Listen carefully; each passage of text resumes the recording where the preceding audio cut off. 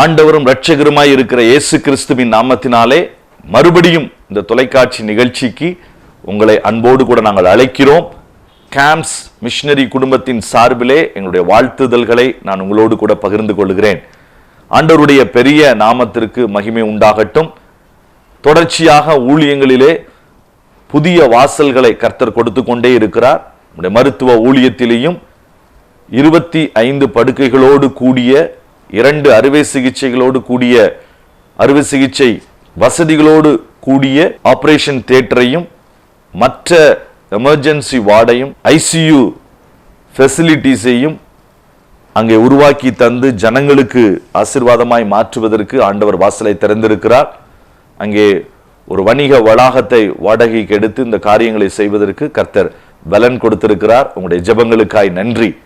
இதன் மூலமாய் இயேசுவின் அன்பை, இயேசுவின் குணமாக்கும் வல்லமையை, இயேசுவின் ரட்சிக்கும் வல்லமையை தொடர்ச்சியாய் நாம் பீகாரில் உள்ள ஏழை ஜனங்களுக்கு, தேவை உள்ளவர்களுக்கு நாம் சொல்வதற்கு ஒரு திறந்த வாசலை தேவன் தந்ததற்காய் நான் ஆண்டவருக்கு நன்றி செலுத்துகிறேன். அதோடு கூட பட்னாவிலே தொடர்ச்சியாய் ஆசிரிய பயிற்சிகளை சிறுவர் பாடகசாலை நடத்தக்கூடிய அவர்களுக்கு நான் ஃபார்மல் எஜுகேஷன் என்று சொல்லக்கூடிய அந்த முறையிலே ஆசிரிய பயிற்சி காரியங்களை உருவாக்குவதற்கு, ஊழிய பயிற்சிகளை உருவாக்குவதற்கு கர்த்தர் ஒரு வாய்ப்பை உருவாக்கி கொடுத்திருக்கிறார். அதற்காக நான் ஆண்டவருக்கு நன்றி செலுத்துகிறோம்.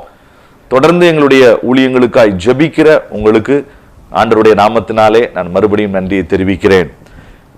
நீங்களும் உங்களுடைய விடுமுறை நாட்களிலே ஒருவேளை உங்களுக்கு முடியும் என்று சொன்னால் சில நாட்களோ சில வாரங்களோ அல்லது மாதமோ நீங்கள் எங்களோடு கூட வந்து தங்கியிருந்து பணித்தளத்தில் இருந்து ஆண்டவரை ஆராதிக்கவும், ஆண்டவரை பற்றி அறியாத ஜனங்களுக்கு உங்களுடைய ஊழியங்களின் மூலமாய், உங்களுடைய தாளந்துகளின் மூலமாய் கிறிஸ்துவின் அன்பையும் வல்லமையும் காண்பிக்கவும் உங்களுக்கு ஒரு நல்ல வாய்ப்பு இருக்கிறது. நீங்கள் வர விரும்பினால் என்னுடைய முகவரியிலே எங்களை தொடர்பு கொள்ளலாம். இந்த நாளிலும் உங்களோடு கூட வேதத்தினுடைய அடிப்படையிலே ஒரு சில காரியங்களை பேசுவதற்கு கர்த்தர் எங்களை பாரப்படுத்தினார். அவைகளையே உங்களுக்கு முன்பாய் நான் வைக்க விரும்புகிறேன். அப்போஸ்தல நடபடிகளின் புஸ்தகத்திலிருந்து சில காரியங்களை நான் உங்களுக்கு பகிர்ந்து கொள்ள விரும்புகிறேன். தேவனுடைய வழிகள் என்கிற அந்த தலைப்பினுடைய அடிப்படையிலே உங்களுக்கு நான் இந்த காரியங்களை பகிர்ந்து கொள்ள விரும்புகிறேன். ஆண்டவர் ஒரு மனிதனை பயன்படுத்த நினைக்கும் பொழுது, ஆண்டவர் ஒரு மனிதனை தன்னுடைய திட்டத்திலே இணைத்து அவனை கொண்டு ஜனங்களை விடுவிக்க அவர் விரும்பும் பொழுது மிக முக்கியமான ஒரு காரியம், அவருடைய வழிகளிலே அவைகள் நிறைவேற்றப்பட வேண்டும். God's ways are much higher than our ways அப்படின்னு சொல்லுவாங்க. தேவனுடைய வழிகள் நம்முடைய வழிகளை காட்டிலும் பெரியது. என் நினைவுகள் உன் நினைவுகள் அல்ல, என் வழிகளும் உன் வழிகள் அல்ல. அவைகளை காட்டிலும், பூமியை காட்டிலும் வானம் எவ்வளவு உயர்ந்திருக்கிறதோ அவ்வளவு உயரமானது. நிறைய நேரங்களிலே தேவனுக்கு கீழ்ப்படிய வேண்டும் என்று விரும்புகிற குடும்பங்கள், ஊழியர்கள், வாலிப தம்பிகள், தங்கச்சிகள், உண்மையாக ரொம்ப சின்சியரா இருக்கக்கூடியவர்களும் கூட அவர்கள் உலக வழிகளிலே போய் செல்வதினாலே தான் அதை நிறைவேற்ற முடியாமல் அதிலே மாட்டிக்கொள்ளுகிறார்கள், அதிலே தோற்று போய் விடுகிறார்கள். இதனாலே தேவன் உங்களோடு கூட பேசி அவருடைய வழிகளை அவர் கற்றுக் கொடுக்கிறவர் என்பதை உங்களுக்கு காண்பிக்க விரும்புகிறார். அவர் மோசேக்கு என்று சொல்லி சங்கீதம் சொல்லுகிறது. ஆகவே மோசேக்கு தன் வழியை சொல்லி கொடுக்கிறவர், இஸ்ரவேலுக்கு தன் பாதைகளை சொல்லி கொடுக்கிறவர். அவருடைய வசனம் நம் கால்களுக்கு தீபமும் நம்முடைய பாதைக்கு அது வெளிச்சமுமாய் நாம் எங்கே செல்லுகிறோம், எப்படி செல்லுகிறோம் என்பதை குறித்து அது அழகாய் கற்றுக் கொடுக்கிறது.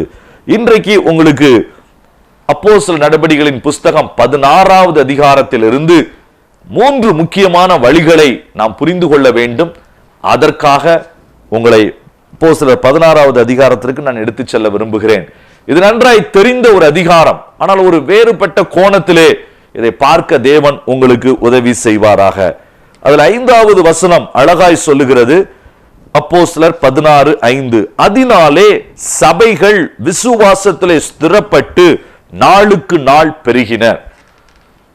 ஆதி திருச்சபையிலே பேதுருவும் பவுலும் வேகமாய் ஓடிக்கொண்டிருந்த ஒரு நாட்களிலே ஒரு முக்கியமான பிரச்சனை அங்கு எழும்பினது.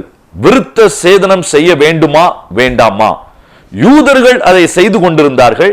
ஆனால் யூதர் அல்லாதவர்கள் ரட்சிக்கப்பட்ட பொழுது ஒரு சிலர் நீங்கள் விருத்த சேதனம் செய்ய வேண்டும், யூதர்களுடைய கலாச்சாரங்கள் எல்லாவற்றையும் நீங்கள் கடைபிடிக்க வேண்டும், இயேசு கிறிஸ்துவின் நாமத்தினால் கிடைக்கிற ரட்சிப்பை தாண்டி இவைகளையும் செய்ய வேண்டும் என்று கட்டாயப்படுத்தப்பட்டார்கள். இதை பவுல் கடுமையாய் எதிர்த்தார். ஆகவே பவுலும் பேதுருவும் இந்த காரியங்களை அன்றைக்கு இருந்த எருசலேமிலே இருந்த பரிசுத்தவான்கள் தலைவர்களிடத்திலே அது கொண்டு வரப்பட்டது. 15வது அதிகாரம் முழுவதையும் நீங்கள் வாசித்து பார்க்கலாம். அப்பொழுது யாக்கோபு தலைமைத்துவத்திலே இருந்த அவர் தெளிவாக அவசியம் இல்லாத பாரமான ஒன்றையும் சுமத்தக்கூடாது, விருத்த சேதனம் கட்டாயப்படுத்தப்படக்கூடாது என்பதை தெளிவாய் தீர்க்கமாய் எழுதி அவர்கள் முழு புறஜாதிகள் இருந்த அந்த சபைகளுக்கு அனுப்பினார்கள். அதனால் சபைகள் ஆறுதல் அடைந்தது, தெளிவடைந்தது. அதனால்தான் வேத வசனம் சொல்லுகிறது, இவைகளின் நிமித்தம் 16வது அதிகாரம் 5வது வசனத்திலே சபைகள் விசுவாசத்திலே ஸ்திரப்பட்டு நாளுக்கு நாள் பெருகின. பெருகி கொண்டிருந்த ஒரு நேரம், சபைகள் ஸ்திரப்பட்டு கொண்டிருந்த நேரம், எல்லாமே ஒரு பாசிட்டிவா போய் கொண்டிருக்கிறது. ஆனால் இதனுடைய நடுவிலே இந்த 16வது அதிகாரத்திலே தேவன் சில காரியங்களை பவுலினுடைய வாழ்க்கையிலே அவர் நிறைவேற்றி காண்பிக்கிறார். நன்றாய் கவனியுங்கள். நமக்கு எல்லா சூழ்நிலைகளும் நன்றாய் இருக்கிற வேளையிலே கூட தேவனுடைய நடத்துதல் நமக்கு வித்தியாசமான சூழ்நிலையிலே நம்மை நோக்கி வர முடியும். அங்கே நாம் நம்முடைய அனுபவங்களை பிடித்துக் கொண்டு, நம்முடைய மூளை அறிவை பிடித்துக் கொண்டு, இதுதான் கர்த்தருடைய வழியா இருக்கும் என்று சொல்லி நம்முடைய வழியிலே நடக்க நாம் முயற்சி செய்வோம் என்று சொன்னால், ஒருவேளை தேவன் வைத்திருக்கிற மிகப்பெரியவைகளை நாம் இழக்கக்கூடும். ஆனால் ஆண்டவர் எவ்வளவு நல்லவர் பார்த்தீர்களா? அதனால்தான் ஆண்டவருக்கு ஒரு பெயர் சொல்லப்படுகிறது, ஒருவரும் திறக்கக்கூடாதபடி பூட்டுகிறவர், ஒருவரும் பூட்டக்கூடாதபடி திறக்கிறவர். நான் இதற்காய் கர்த்தரை ஸ்தோத்தரிக்கிறேன். ஏனென்றால் சில நேரங்களிலே கர்த்தர் ஆச்சரியமாய் அவைகளை செய்து தன்னுடைய வழியை நமக்கு வெளிப்படுத்துகிறார். முதல் காரியம், 16வது அதிகாரத்திலே ஆண்டவர் காண்பிக்கிற காரியம், பவுலுக்கு ஆசியாவிற்கு உள்ளே சுவிசேஷத்தை கொண்டு செல்ல வேண்டும் என்கிற ஒரு பெரிய வாஞ்சை, நல்ல வாஞ்சை. அவனுடைய எண்ணங்களும் சரிதான். ஆசியாவிற்குள் சுவிசேஷம் வந்தால் நிறைய நாடுகளுக்கு அதை எடுத்து செல்ல முடியும். அந்த நாட்களிலே ஆசிய பகுதிகள், கிழக்கு ஆசிய பகுதிகள், இவைகளிலே சுவிசேஷங்கள் அந்த அளவிற்கு வரவில்லை. ஆகவே அவன் அதை யோசிக்கிறான். யோசித்து அவன் வரும்பொழுது 6வது வசனம் அழகாய் சொல்லுகிறது, ஆசியாவிலே வசனத்தை சொல்லாதபடி பரிசுத்த ஆவியினாலே தடை பண்ணப்பட்டு. அது மாத்திரமல்ல, திரும்பவும் அவன் அந்த தேசத்திலே 7வது வசனம் சொல்லுகிறது, ஆவியானவரோ அவர்களை போக ஒட்டாதிருந்தார். அப்படி என்றால் இவன் விரும்புகிற சுவிசேஷத்தை தான் கொண்டு செல்ல வேண்டும் என்று விரும்புகிறான். ஆனால் அங்கே கர்த்தர் வழிகளை அடைக்கிறார். இன்னொரு வழியை திறப்பதற்காக இந்த வழியை அடைக்கிறார். சோ முதல் காரியம், ஆண்டவருடைய வழிகள், காட்ஸ் வேஸ்ல முக்கியமான காரியம் அடைக்கப்பட்ட கதவுகள். உங்கள் கண்களுக்கு முன்பாய் அடைக்கப்பட்ட கதவுகள் இருக்கும் என்றால் அது ஒரு ஆசீர்வாதமான காரியம். எப்படின்னு நீங்க கேட்பீங்க, கதவு அடைச்சிருக்கும் போது எப்படி பிரதர் ஆசீர்வாதமா இருக்கும்? ஏன்னா ஆசியாவை விட்டுட்டு முழு ஐரோப்பாவுக்கு எடுத்து செல்லும்படிதான் ஆண்டவர் ஆசியாவினுடைய கதவுகளை அடைக்கிறார். ஊழியத்திலே நிறைய முறை ஆச்சரியமா நான் பார்த்திருக்கிறேன். ஒரு முறை நாங்கள் நேபாளிலே ஒரு பர்சா என்கிற மாவட்டத்தினுடைய உள் பகுதியிலே அந்த ஜனங்களுடைய தேவையை சந்திப்பதற்காக ஒரு மருத்துவ ஊழியத்தின் மூலமாய் அங்க ஒரு கிளினிக் ஆரம்பிக்க வேண்டும் என்று யோசித்துக் கொண்டிருந்தோம். எல்லாம் கைகூடி வந்ததை போல இருந்தது. அப்பொழுது சரி ஜெபித்து விட்டு ஆரம்பிக்கலாம் என்று சொல்லி ஊழியங்களுக்காக நாங்கள் உபவாசித்து ஜெபித்துக் கொண்டிருந்த பொழுது அங்கே திடீரென்று ஆண்டவர் சொன்னார், நீ அதை விட்டு பீகாரிலே பட்னாவிலிருந்து 60 கிலோமீட்டர் தூரத்துக்கு போ, நான் உனக்கு ஒரு இடத்தை காண்பிப்பேன். எனக்கு அது அதிர்ச்சியா இருந்தது. எப்படி இங்கேதான் எல்லாம் நல்லா இருக்கிறது, எல்லா விஷயங்களும் சாதகமா இருக்கிறது போல நமக்கு வாய்ப்புகள் வந்திருக்கிறது என்று சொல்லி. ஆனால் மறுபடியும் ஜெபித்து அது ஆண்டவர் தான் நடத்துகிறார் என்பதை தெளிவாய் புரிந்து கொண்ட பிறகு அந்த பீகாரில் உள்ள பட்னாவிலிருந்து 60 கிலோமீட்டர் தூரத்திலே பிரயாணம் செய்தோம். 3 திசைகளிலே பிரயாணம் செய்தோம். ஆனால் அந்த இடங்கள் சமாதானமாய் என்னுடைய ஆவியிலே நாங்கள் உணரவில்லை. ஆகவே 4வது திசையிலே செல்வதற்கு முன்பே எங்களுக்கு தெளிவாய் தெரிந்தது. என்னால் 3 திசைகளிலே இல்லை என்றால் 4வது திசையில் தான் இருக்க வேண்டும் என்று சொல்லி நாங்கள் 60 கிலோமீட்டர் தூரத்திலே போன பொழுது அங்கே கர்த்தர் ஆச்சரியமான ஒரு பெரிய கூட்டத்தை அங்கே வைத்திருந்தார். உயர் ஜாதிகள் என்று அழைக்கப்படக்கூடியவர்கள், உயர் குலத்தோர் என்று அழைக்கப்படக்கூடியவர்கள், அவர்கள் மத்தியிலே ஊழியம் செய்வதற்கு அங்கு ஆட்களே இல்லை. அப்படிப்பட்ட ஜனங்களின் மத்தியிலே அன்றைக்கு அந்த கிளினிக்கை ஆரம்பிப்பதற்கு ஆண்டவர் கிருபை செய்தார். அதுதான் இன்றைக்கு பக்தியார்பூரிலே அநேகருக்கு பிரயோஜனமாய் கர்த்தர் அதை பயன்படுத்துகிறார். அடைக்கப்பட்ட கதவு அது தேவனுடைய வழி. சில நேரங்களில் நாம் அது சத்ருவினுடைய வழி என்று நாம் யோசித்து குழம்பி விடுகிறோம். நான் ஜெபிக்கத்தானே செய்கிறேன், நான் ஆசியாவிற்கு போக வேண்டும் என்று பிரயாசத்தானே படுகிறேன், ஆண்டவருக்கா ஏன் ஆண்டவர் அதை அடைக்கிறார்? நீங்கள் கொஞ்சம் காத்திருந்து ஜெபித்தால் அங்கே போகக்கூடிய கதவு அடைத்தது நல்லது. ஏனென்றால் ஐரோப்பாவிற்குள் போவதற்கான ஒரு பெரிய கதவை கர்த்தர் பவுலுக்கு வைத்திருந்தார். இரண்டாவது, இப்பொழுது அவன் ஐரோப்பாவிலே மக்கதோனியா தேசத்திற்கு போய் அங்கு சுவிசேஷத்தை சொல்லுகிறான். அங்கு ஆண்டவர் லீதியாள் என்கிற ஒரு பெண்ணோடு கூட அவனுக்கு அந்த சுவிசேஷத்தை சொல்லக்கூடிய ஒரு வாய்ப்பை கொடுக்கிறார். லீதியாளின் இருதயத்தை கர்த்தரே திறக்க, லீதியாள் தன்னுடைய வீட்டிற்கு வந்து தன்னுடைய வீட்டார் அனைவரோடும் கூட ஆண்டவரை ஏற்றுக்கொண்டு அவர்களை தங்க வைப்பதற்கான எல்லா காரியங்களையும் அவள் செய்கிறாள். இவன் யோசிக்கிறான், இப்பொழுது எல்லாம் நன்றாய் நடந்து கொண்டிருக்கிறது என்று சொல்லி. ஆனால் 18வது வசனத்திலே திடீரென்று சொல்லி அவர்கள் போகிற வழியிலே குறி சொல்லுகிற ஒரு ஆவி, அதிலே பிடிக்கப்பட்டிருந்த ஒரு பெண். இப்பொழுது இந்த பெண் மறுபடியும் வந்து 17வது வசனம், இந்த மனுஷர் உன்னதமான தேவனுடைய ஊழியக்காரர், ரட்சிப்பின் வழியை நமக்கு அறிவிக்கிறோம் என்று சத்தமிட்டாள். பல நாட்கள் இப்படி செய்த பொழுது பவுல் சினம் கொண்டு திரும்பி பார்த்து இவளை விட்டு போ என்று சொன்னான். அது போய்விட்டது. இப்ப நீங்க பார்த்தீங்க என்றால் பல நாட்கள் குறி சொல்லுகிற ஒரு ஆவியுடைய ஒரு பெண் எவ்வளவு கஷ்டப்பட்டிருப்பாள். ஏனென்றால் நாங்கள் நேபாள், பீகார், யூபியிலே பார்த்திருக்கிறோம். பிசாசின் பிடியிலே அகப்பட்டவர்கள், த டார்ச்சர், த டார்மெண்ட், அவங்களுடைய மனதிலே போவது அவர்களை மட்டுமல்ல, குடும்பத்தை, என்டையர் ஃபேமிலியை அதை அஃபெக்ட் பண்ணக்கூடியது. இந்த பெண்ணினுடைய வாழ்க்கையும் அப்படித்தான் இருந்திருக்க வேண்டும். குறி சொல்ல வைக்கிறவர்களுக்கு நல்ல இன்கம் வந்திருக்கும், பணம் வந்திருக்கும். ஆனால் இவளுடைய நிலைமையோ மிக பரிதாபமாய் இருந்திருக்கும். அன்றைக்கு ஒரு பெரிய விடுதலை, ஆனால் அந்த விடுதலையை அவர்கள் கொண்டாட முடியவில்லை. இந்த விடுதலையின் நிமித்தமாய் அவன் சிறைச்சாலைக்கு செல்ல வேண்டிய ஒரு கட்டாயமாய் இருந்தது. எவ்வளவு அந்த விடுதலையை பார்த்து ஒரு அற்புதம் நடந்தால் நிச்சயமாய் அநேக ஜனங்கள் ஆண்டவருக்குள் வருவார்கள் என்று அவன் யோசித்திருப்பான்.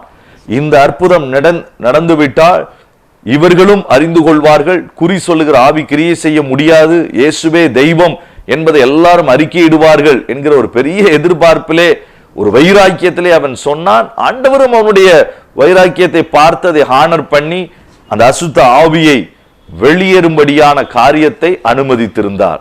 ஆனால் முடிவு எப்படி இருந்தது? இவன் எதிர்பார்த்த முடிவு அல்ல, சிறைச்சாலை தான் முடிவாய் இருந்தது. சில நேரங்களிலே இப்படிப்பட்ட இரண்டாவது வழி, இது என்ன வழி? இதனுடைய சிறைச்சாலையின் வழியாய் ஆண்டவர் அங்கே சிறைச்சாலை தலைவனுடைய குடும்பத்தை ரட்சிப்பதற்கு ஒரு பெரிய இடத்தை ஆண்டவர் சிறைச்சாலையிலே உண்டு பண்ணி வைத்திருந்தார். ஆனால் அது ஆரம்பத்திலே தெரியவில்லை. இதுதான் சொல்லப்படுகிறது the series of gates. முதல் காரியம் அடைக்கப்பட்ட கதவுகள், அதிலே தேவன் தன்னுடைய வழியை வெளிப்படுத்துகிறார். இரண்டாவது தொடர்ச்சியான கதவுகள், அது நமக்கு திறக்கும். அது ஆரம்பத்திலே அது நமக்கு தெரியாது. இந்த அற்புதம் நடந்தவன் சிறைச்சாலைக்கு செல்ல வேண்டும் என்கிற ஒரு கடினமான சூழ்நிலை, சட்டைகள் எல்லாத்தையும் கிழித்து போட்டு அவனை அடித்து அவனை உட்காவலறையிலே கட்டி வைத்து அங்கே வைத்திருக்கிறார்கள். அதுதான் அவனுடைய சூழ்நிலை. ஆனால் அந்த சூழ்நிலை வரைக்கும் அவனை கொண்டு போன பொழுது அவன் யோசித்திருப்பான், பெரிய அற்புதம், வெளியே உள்ள ஜனத்தை கட்டுகளிலிருந்து விடுவித்தான், ஆனால் இவனுக்கு கட்டுகள். வெளியே இருக்கிற அந்த பெண்ணை காயத்திலிருந்து விடுவித்தான், ஆனால் இவனுக்கு காயங்கள், இவனுக்கும் சீலாவுக்கும் காயங்கள். இப்ப நடு ராத்திரியிலே அவர்கள் சிறைச்சாலையில் இருக்க வேண்டிய சம்பவம் உங்களுக்கு நன்றாய் தெரியும். சிறைச்சாலையிலே அவர்கள் ஜெபிக்கிறார்கள், பாடுகிறார்கள், பவுலும் சீலாவும் இணைந்து பாடுகிறார்கள். அப்போஸ்தலர்கள் பாட்டு பாடினார்கள் அல்லது துதித்தார்கள் என்று சொல்லப்படுகிற சம்பவம் எனக்கு தெரிந்து முதலாவது முறை இங்குதான் அது வருகிறது. இரவு நேரத்தில் இந்த இரண்டு பேரும் இவ்வளவு நெருக்கத்தின் மத்தியிலையும் தன்னுடைய விசுவாசத்தை விடாமல் அவர்கள் துதித்து பாடிக்கொண்டிருந்தார்கள். இதை மற்றவர்களும் கேட்கத்தக்கதாக அந்த பாடல்கள் இருந்தது. எவ்வளவு ஆச்சரியம் பாருங்கள். அந்த சூழ்நிலையிலும் மற்றவர்கள் கேட்கத்தக்கதான பாடல்களை பாடினார்கள். அங்கே அஸ்திபாரங்கள் அசையும்படியாய் அதிர்ந்தது, கதவுகள் எல்லாம் திறவுண்டது. எல்லாமே ஆச்சரியமாய் ஒரு பெரிய அற்புதம் நடந்தது. இப்ப இவங்களுடைய கட்டுகள் எல்லாம் அவிழ்ந்து போயாச்சு, பூமி அதிர்ச்சி வந்தாச்சு. இதனுடைய நடுவுல சிறைச்சாலைக்காரன் யோசித்து பார்க்கிறான், தலைவன் எந்திரிச்சு பார்க்கிறான். ஓ, எல்லா கதவுகளும் திறந்திருக்கிறது.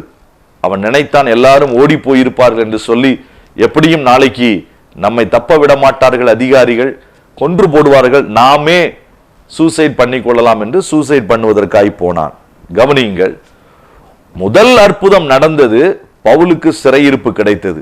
இரண்டாவது ஒரு பெரிய பூகம்பம், பெரிய ஒரு மகா பெரிய அற்புதம் நடக்கிறது. ஆனால் அது சிறைச்சாலை தலைவனுடைய இருதயத்தை மாற்றவில்லை, மாறாக அவனை தற்கொலைக்கு நேராகத்தான் கொண்டு சென்றது. சிறைச்சாலை தலைவன் இவர்கள் பாடின பாடலிலே மனம் திரும்பவில்லை, இவர்கள் ஜெபித்த ஜெபத்திலே அவன் பெரியதாக இன்ஸ்பயர் ஆகவில்லை, நடந்த பூமி அதிர்ச்சியிலே அவன் ஆச்சரியப்பட்டு செய்யவில்லை, ஆனால் அதிர்ச்சி அடைந்தான். அங்கே அவன் ஓடி வந்து இவர்களிடத்திலே காலை பிடித்து என்ன செய்ய வேண்டும் என்று கேட்கவில்லை. ஆனால் 28வது வசனம், பவுல் சத்தமிட்டு கூப்பிட்டு நாங்கள் எல்லாரும் இங்கேதான் இருக்கிறோம் என்று சொன்ன பொழுது அவனுடைய இருதயம். எப்படி? பவுல் மாத்திரம் இருந்திருந்தால் பரவாயில்லை, பவுலோடு கூட இருந்த கைதிகளும் அங்க உள்ளே இருக்கிறார்கள். இது என்ன தெரியுமா? இது ஒரு உத்தமமான வழி. இங்கே பவுல் தேவன் அற்புதம் செய்தார் என்று சொல்லி அவன் வெளியே போய்விடவில்லை. ஒருவேளை போயிருந்தாலும் அதில் தவறு இருந்திருக்குமா என்று எனக்கு தெரியவில்லை. 11வது அதிகாரத்திலே பேதுருவைத்தான் அப்படித்தானே ஆண்டவர் அழைத்து சென்றார். ஆனால் இவன் தெளிவா இவனுக்கு தெரிந்தது, இவனும் போகவில்லை, இவனோடு கூட இருந்த மற்ற குற்றவாளிகளும் போகவில்லை. ஆச்சரியமான காரியம். ஒரு ராத்திரியில் தான் பாடலை கேட்கிறார்கள், ஒரு ராத்திரியில் தான் ஜெபத்தை கேட்கிறார்கள், ஒரு பெரிய பூமி அதிர்ச்சியை பார்க்கிறார்கள், கட்டுகள் அவிழ்கிறதை பார்க்கிறார்கள்.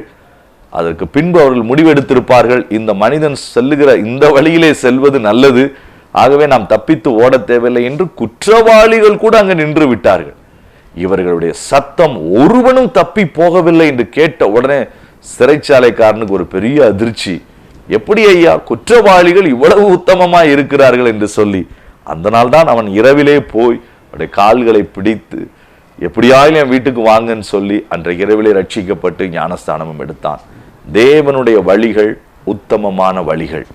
அதிலே அற்புதங்கள் இருக்கலாம், அடிகள் இருக்கலாம், பூமி அதிர்ச்சி வந்து மகா பெரிய வரலாற்று சம்பவம் நடக்கலாம், அது பற்றி கவலை இல்லை. அதனுடைய நடுவிலே தேவ மனிதன் உத்தமத்திலே நடப்பான். சில நேரங்களில் நம்முடைய வாழ்க்கையிலே பெரிய அற்புதங்களும் பெரிய காரியங்களும் நடக்கும் பொழுது, இது எனக்கு நடந்து விட்டது, நான் எப்படி வேண்டுமென்றாலும் நடந்து கொள்ளலாம் என்று உத்தமமற்ற வழியிலே நடக்கிற அநேகரை நாம் பார்க்கிறோம். ஆனால் கர்த்தர் உங்களுக்கு உதவி செய்வாராக. கடைசியாய் இந்த காரியங்கள் எல்லாம் செய்து முடித்த பிறகு 40வது வசனம் அழகாய் சொல்லுகிறது, அந்தப்படி அவர்கள் சிறைச்சாலையிலிருந்து புறப்பட்டு லீதியாளின் இடத்திற்கு போய் சகோதரரை கண்டு அவர்களுக்கு ஆறுதல் சொல்லி போய்விட்டார்கள். 3வது கடைசியாய் லீதியாளை குறித்த ஒரு திட்டத்தை தேவன் இவனுடைய மனதிலே போட்டார். அதனால்தான் லீதியாளை போய் சந்தித்து உற்சாகப்படுத்தி அவன் கடந்து சென்று விட்டான். வரலாறு சொல்லுகிறது, இந்த லீதியாள் அந்த பட்டணத்தை சேர்ந்தவள் அல்ல, அந்த பட்டணத்திற்கு வியாபாரம் செய்ய வந்திருந்தவள். ஆனால் பவுலினுடைய இந்த காரியங்கள், பவுலினுடைய இந்த வழிகள், பவுலினுடைய இந்த உபதேசங்கள், இதை லீதியாளினுடைய வாழ்க்கையிலே பெரிய மாற்றத்தை கொண்டு வந்து எந்த ஆசிய நாடுகளின் எல்லைகளிலே இவன் போக முடியவில்லையோ, மீசியா பித்தினியா நாட்டிற்கு போக பிரயத்தனம் பண்ணினார்கள், த்ரோவாவிற்கு வந்தார்கள் என்று போடப்பட்டிருக்கிறதே, அந்த ட்ராஸுக்கும் மீசியாவுக்கும் இடைப்பட்ட பகுதிகளிலே பின் நாட்களிலே சுவிசேஷத்தை அறிவிப்பதற்கு லீதியாளைத்தான் கர்த்தர் பயன்படுத்தினார் என்று வரலாறு சொல்லுகிறது. நான் ஏன் இதை சொல்லுகிறேன்? பவுலினுடைய வழிகள் லீதியாளுக்கு அவளுடைய வாழ்க்கையின் வழியை கற்றுக் கொடுத்தது. தொழில் செய்ய வந்தவள், ஓ, இந்த தொழிலோடு நான் நின்று விடக்கூடாது, தேவ ராஜ்யத்திற்காக இத்தனை பிரயாசம் எடுக்கிற ஒரு அப்போஸ்தலன் தான் போக வேண்டிய இடத்தை விட்டு தேவன் நடத்தின வழியிலே வந்ததினால்தான் நான் ரட்சிக்கப்பட்டேன், என் குடும்பம் ரட்சிக்கப்பட்டது, இப்பொழுது நானும் என்னுடையவர்களுக்கு இதை செய்ய வேண்டும் என்று தன்னுடைய தொழிலை விட்டு தன்னுடைய சொந்த தேசத்திற்கு திரும்பி போய் அங்கே மிகப்பெரிய ஒரு காரியத்தை செய்ய கர்த்தர் ஒரு வழியை உண்டாக்கினார். 3வது காரியம், மற்றவர்களுக்கு வழிகாட்டுகிற வழியாய் கர்த்தர் நம்மை மாற்றுகிறார். He makes us a legacy for others. முதல் காரியம் அடைக்கப்பட்ட வழியிலே எடுத்து செல்லுகிறார். இரண்டாவது உத்தமமான வழியிலே எடுத்து செல்லுகிறார். கடைசியாய் மற்றவர்களுக்கு அந்த வழியை காண்பிக்கக்கூடிய லீகசியிலே உங்களை கர்த்தர் எடுத்து செல்லுகிறார். நம் கண்களை மூடி நாம் ஜெபிப்போம். நல்ல தகப்பனே, இந்த நாளிலும் இந்த செய்தியை கேட்ட ஒவ்வொருவரையும் தேவன் தம்முடைய வசனத்தை கொண்டு, ஆவியை கொண்டு நடத்தும்படியா நாங்கள் ஒப்பு கொடுத்து ஜெபிக்கிறோம். ஒருவேளை குழப்பங்களிலே இருக்கிறவர்களுக்கு வழி இதுவே, இதில் நடவுங்கள் என்று சொல்லுகிற உம்முடைய சத்தம் தெளிவாய் விழட்டும். தேவ நோக்கத்தை அவர்கள் நிறைவேற்றட்டும். அடைக்கப்பட்ட கதவுகளை கண்டு அவர்கள் பதற வேண்டாம். ஒருவேளை அற்புதங்களும் அடிகளும் வரலாறு சொல்லக்கூடிய காரியங்களும் நடந்தாலும் உத்தமத்தை இழக்காதபடி அவர்களை காத்து கொள்ளும். இவர்களுடைய வழிகளினால் அநேகர் தங்கள் வழிகளை கற்றுக்கொள்ளட்டும். தேவனை ஆசீர்வதித்து தொடர்ச்சியாய் பயன்படுத்துவீரா. இயேசுவின் நாமத்தில் ஜெபிக்கிறோம் நல்ல பிதாவே, ஆமென்.